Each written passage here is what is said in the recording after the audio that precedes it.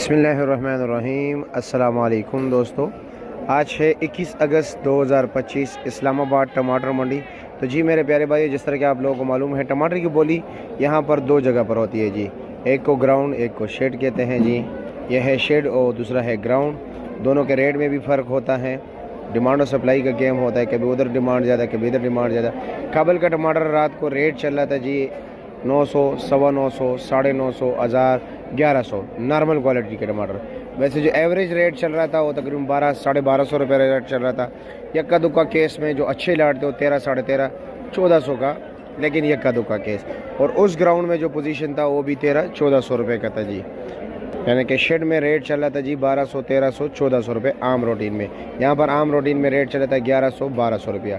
इस वक्त अगर हम 5 किलो की बात करें, यानी कि जिस तरह के आप देख रहे हैं लोग शाबर भर कर लेकर जा रहे हैं। आपके गली मोहल्ले के दुकानदार जो हैं वो यहाँ सर आज शाबर भर के लेके जा रहे हैं जी, सिर्फ और सिर्फ 400 रुपया और 450 रुपये का जी।